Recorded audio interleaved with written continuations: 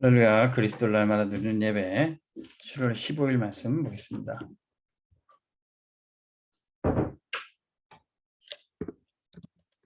제목은 처음 가는 길입니다.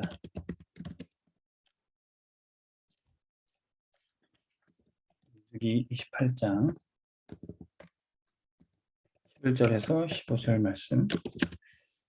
우리 인생길이 한 번도 가지 못했던 그 길을 가는 것처럼 이스라엘 백성들은 광야 길을 걸어갔습니다.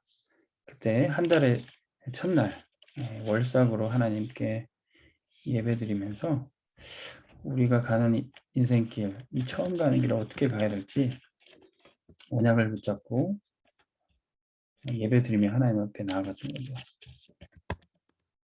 우리 인생이 처음 가는 길이라는 것은 사실 한 번뿐이 인생에 한 번뿐이 없기 때문에 가치가 있는 것입니다. 우리 인생에 여러 번 살 수 있다면은 뭐 실패해도 다시 하면 되고, 그렇다면 그 인생에 한 번뿐인 가치가 없죠. 근데 한 번뿐인 인생인데 우리 인생을 정말로 귀한 것에 또 하나님을 위해서 드릴 때 그것은 정말 가치 있고 숭고한 것입니다. 근데 불신자들은 한 번뿐인 인생을 무엇을 위해 살까요? 불신자들은 육신적인 쾌락만 추구하면서 살아갑니다. 그리고 영적인 것은 완전히 실패해버려요. 이것은 한마디로 그냥 영적인 것은 아무것도 없고 육신을 위해서 사는 그냥 짐승처럼 사는 인생과 다를 바가 없죠. 먹고 마시고 육신적인 쾌락만 위해서 사는 것. 그런데 하나님의 자녀 성도는 무엇을 위해 살아야 됩니까?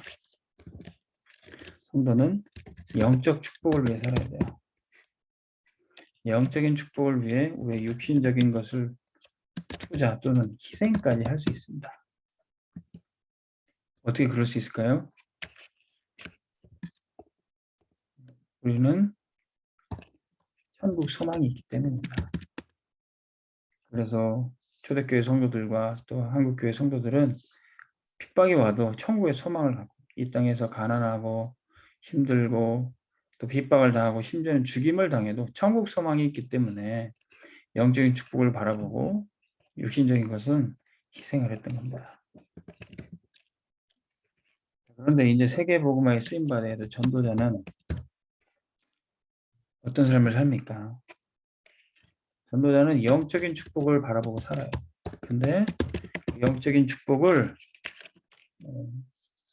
만 누리고 이 땅에서는 희생하고 늘 어렵게 살다가 천국 가는 게 아니라 영적인 축복을 우리의 삶 가운데서 세상 가운데서 현실화시키는 겁니다. 이게 바로 전도자가 할 일이에요.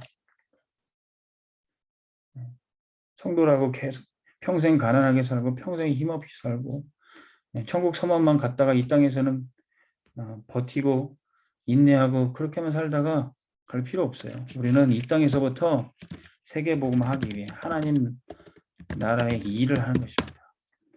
그래서 우리 렘넌트들을 서밋으로 보내서 정치, 경제, 사회, 문화 영역 가운데 전도자로 보내서 세상을 다스리고 정복하게 하는 거예요.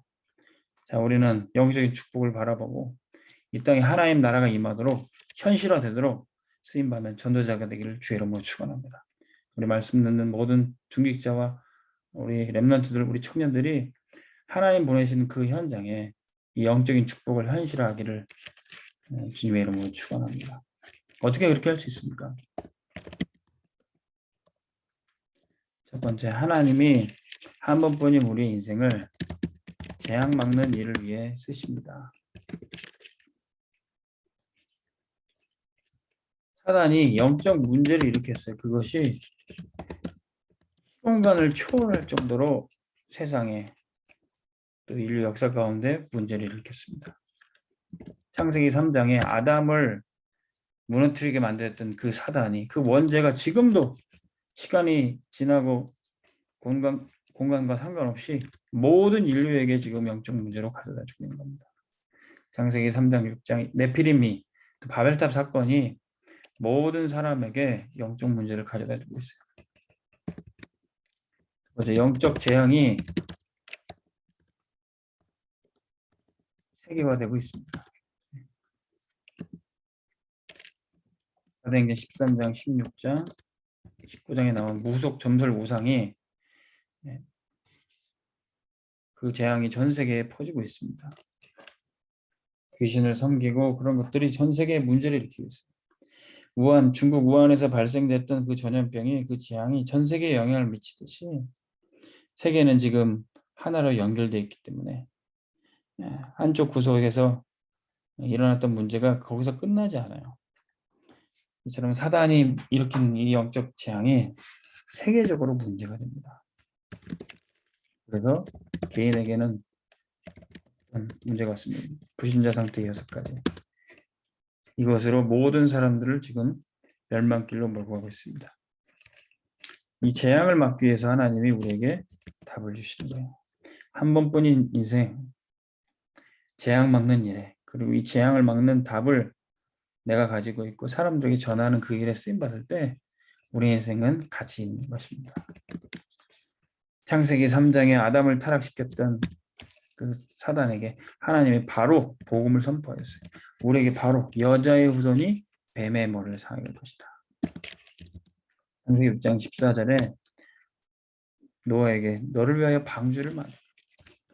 이 복음이 재앙을 막는 답이 됐던 겁니다.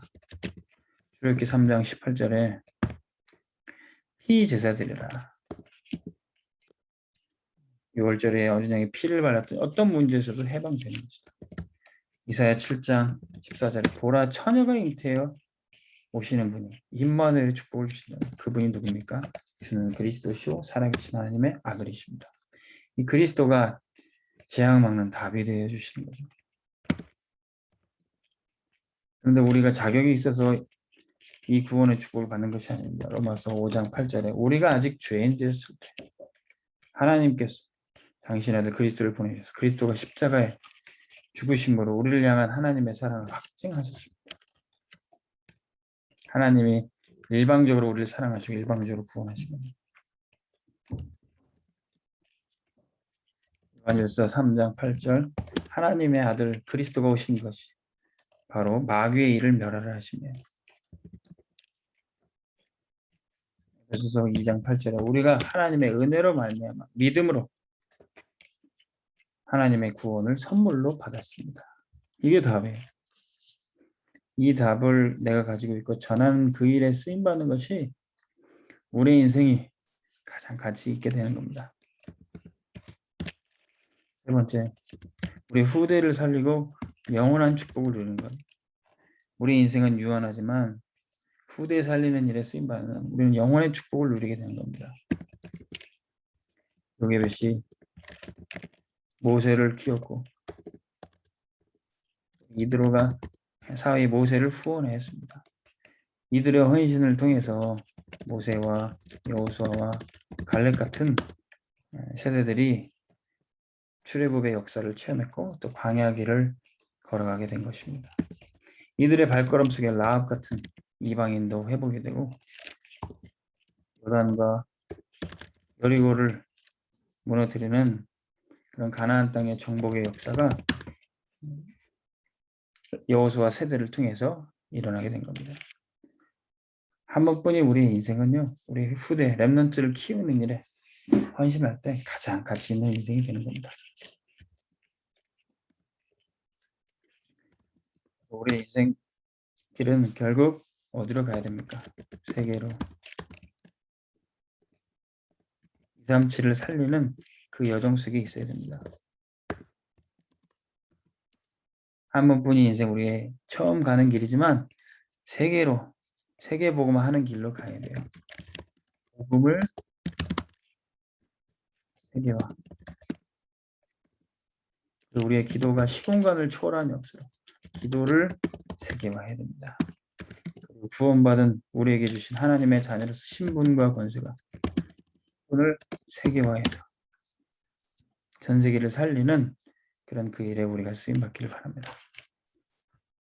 기도하겠습니다.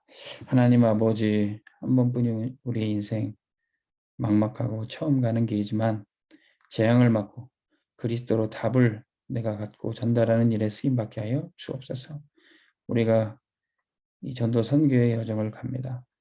우리가 함께 우리 후대들이 자라고 우리를 발판 삼아서 237 전 세계로 더 멀리 가는 우리 렘넌트들이 일어나게 하여 주옵소서. 예수 그리스도의 이름으로 기도합니다. 아멘. 승리하시기 바랍니다.